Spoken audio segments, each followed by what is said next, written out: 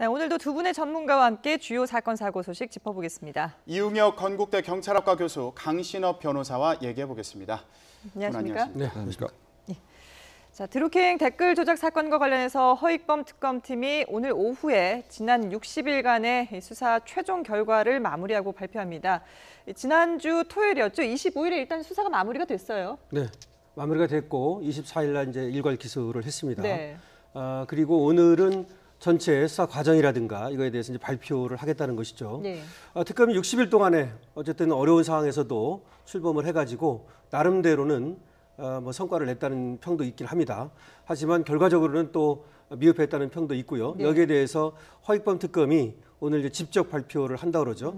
그래서 이렇게 발표를 하고 나면 공소를 이제 제기하고 나서 열흘 이내에 대통령과 국회 서면으로 보고를 해야 됩니다. 네. 그 이전에 이제 오늘은 대국민 어떤 발표 형식, 보고 형식으로 이제 발표를 하겠다는 것이죠. 왜 그러냐면 이 특검이 이제 출범하게 된 것이 어떤 정치적 상황 때문에 출범을 했단 말이죠. 네. 그리고 거기에 대해서 정치적 논란도 많았고 또 이 특검을 바라보는 어떤 시각이 여러 가지로 엇갈리고 이런 것들에 대해서 아마 특검이 국민께 보고를 좀 드려야 되겠다. 이렇게 생각을 한 것 같고요.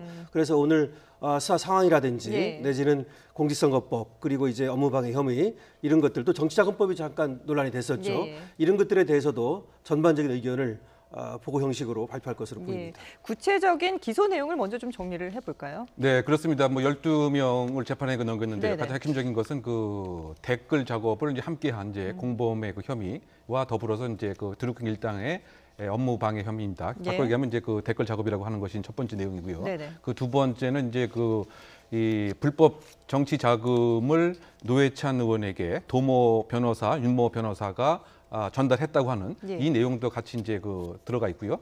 그리고 이제 6월 지방 선거와 관련돼서 일정한 이익을 제공을 하겠다고 하는 이와 같은 혐의가 결국 이제 공직선거법 위반의 혐의인 것이죠. 예. 크게 봐서는 이 세 가지 덩어리로 이제 기소 내용이 이루어진 것이 아닌가 생각이 되고요. 이와 관련돼서 이제 예를 들면 킹크랩을 시연했다고 하는 뭐 이와 같은 나름대로의 특검 입장에서의 증거 자료, 네. 그리고 휴대전화를 100대 이상을 사용을 했다라고 하는 뭐 이런 자료들을 포함을 해서 이제 12명을 재판에 넘겼다고 볼 수가 있겠습니다.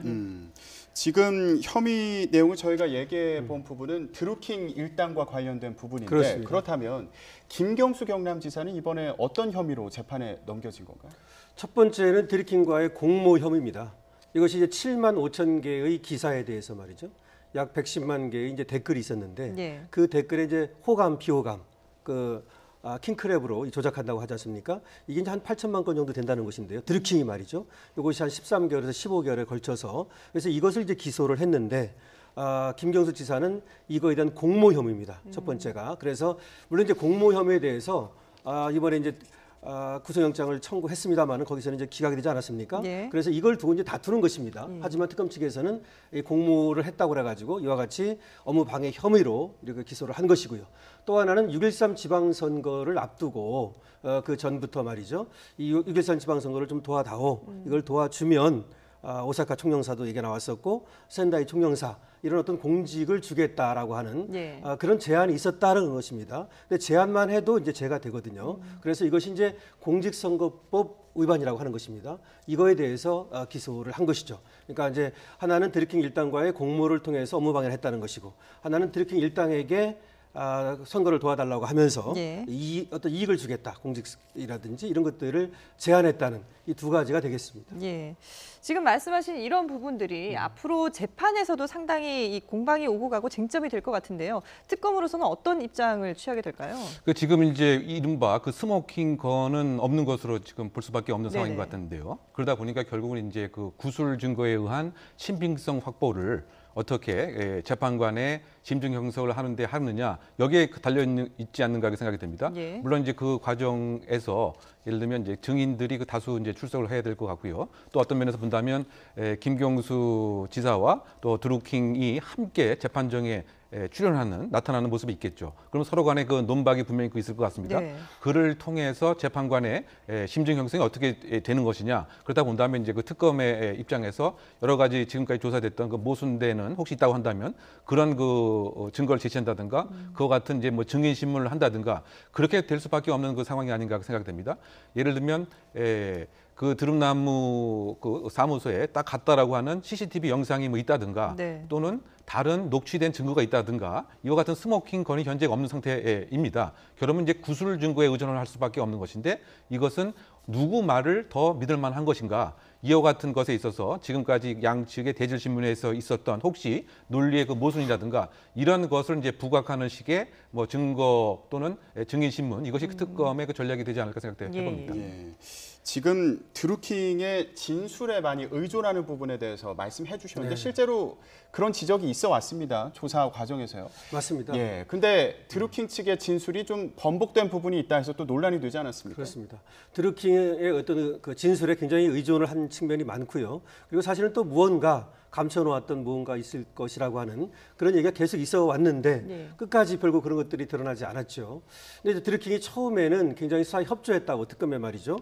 그래서 드루킹의 어떤 진술이 일관되다 이런 얘기가 나왔었는데 나중에 김경수 지사와 대질신문 이런 것들을 하면서 말이죠. 이 드루킹의 그 진술이 또 드루킹 일당의 진술이 흔들린 부분이 있었거든요. 예. 그것이 사실은 김경수 지사의 구속영장을 기각시키는데 결정적인 역할을 했습니다.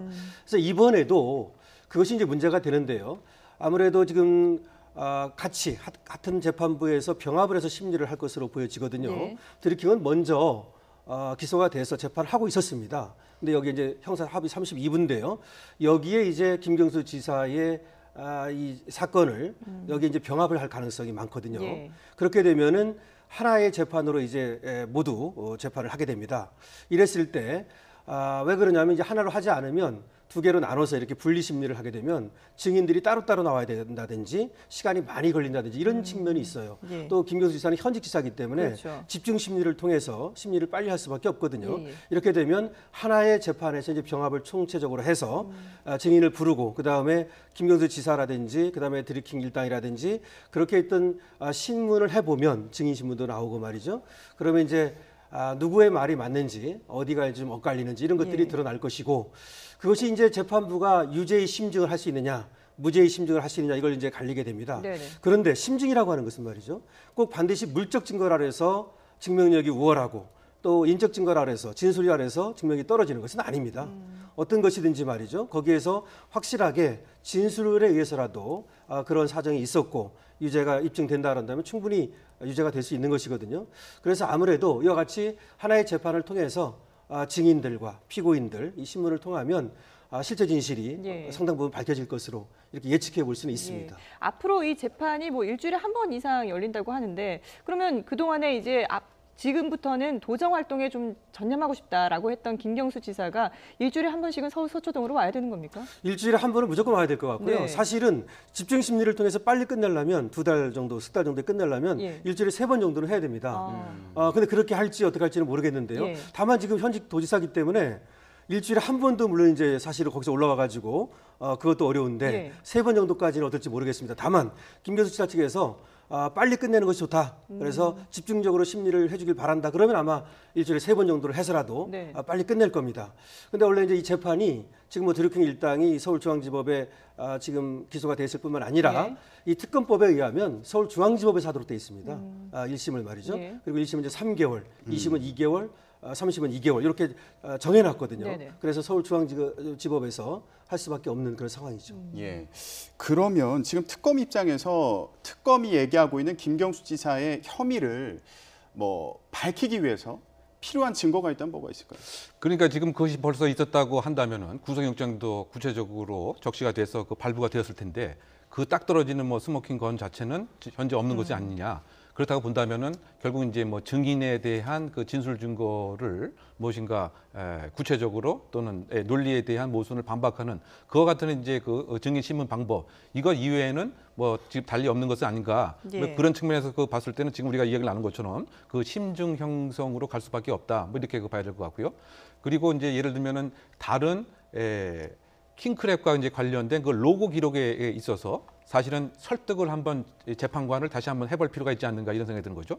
왜냐하면 그 당일날 과연 그 김경수 지사가 그 사무실에 나타났느냐 이 부분에 있어서 구체적인 증거는 없지만 그때의 킹크랩을 사용한 로고 기록이 그 시간에 분명히 있었고, 그 다음에 김 지사의 운전기사가 그쪽에서 식당에서 식사를 했던 이제 영수증이 있었습니다. 그러면 이것은 우연치고는 상당히 나름대로 그 장소에 있었던 것은 아니냐라고 하는 논리적인 설득, 그리고 이제 그 킹크랩에 관한 시연을 이렇게 했을 때 예를 들면 그것만 딱 한 것이 아니고 경공모의 그 활동에 관한 보고도 함께 했었다. 예. 그리고 그 자체는 김경수 지사가 인정하고 있거든요. 다만 이제 그 킹크랩에 관한 시연에 있어서는 그 부인하고 있기 때문에, 그런데 똑같이 보고회를 했는데 어떻게 그것만을 기억 못하느냐. 이 부분에 있어서의 그 관련된 증인에 대한 신문. 그래서 그 판사로 하여금 결국은 심증 형성에 무엇인가 설득할 수 있는 뭐 그런 것 이외에 구체적인 물적 증거는 현재 한계에 있는 것이 아닌가 이렇게 예상이 됩니다. 예.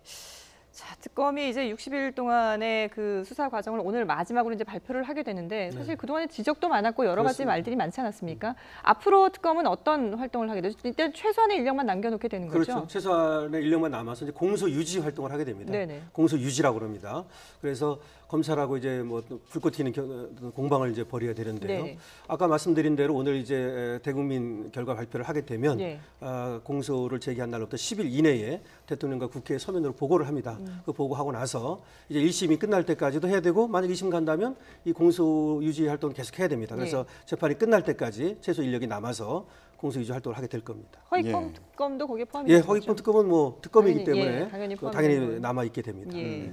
그런데 지금 박원우 송인배 청와대 비서관 같은 경우에는 기소를 하지 않았습니다. 네. 앞으로 조사를 받는 건가요? 어떻습니까? 아마 이제 이와 같은 그 내용은 그 검찰에게 그 자연스럽게 뭐 인계를 하지 않을까 이렇게 생각이 드는데요. 그리고 나서 이제 검찰이 그 수사의 그 단초와 나름대로의 합리적 의심을 배제할 만한 증거에 대한 확보의 그 확신이 있다고 한다면 수사가 이루어질 수도 있겠죠. 예. 예를 들면 직권 남용의 혐의가 혹시 있는 것인지, 백원우 그 비서관 같은 경우에 민정비서관이라고 하는 직을 이용해서 혹시 이것을 무마하려고 하는 드루킹 사건의 알려짐을 무마하려고 하는 시도는 있었던 것은 아닌지, 이것은 처음에 이제 특검에서 그렇게 바라봤단 말이죠. 예. 그리고 이제 송인배 그 정무비서관 같은 경우에는 중간에 징검다리 역할을 하고 200만 원이라고 하는 것을 수수했는데 그것과 관련된 뭐 대가성이 있었던 것인지, 또는 나중에 불거진 문제이긴 하지만 그 별건 수사의 논란이 분명히 있었죠. 그 300만 원씩 모 기업 그 회장으로부터 수년간에 걸쳐서 받아왔다. 그래서 이 사실이 이 특검의 제한되어 있는 수사의 범위가 아님에도 불구하고 왜 특검이 바라보려고 하느냐, 그래서 정치 특검이 아니냐, 이런 논란이 있었는데요. 이것도 어쨌든 간에 수사의 그 단초는 될 수는 분명히 있는 것이죠. 그러면 이제 그 검찰이 과연 이것을 받아서 계속적인 수사를 할 것이냐, 이것은 어떻게 본다면 뭐 수사의 뭐 재량일 수도 있는데, 그것은 이제 지금 검찰의 그 몫이 아닌가 이렇게 그 생각이 드는데, 다만 이제 현 정권의 그 실세에 관한 구체적인 수사가 또 과연 가능하겠느냐, 예. 이런 그 부정적 시각도 있는 상황입니다. 예, 알겠습니다.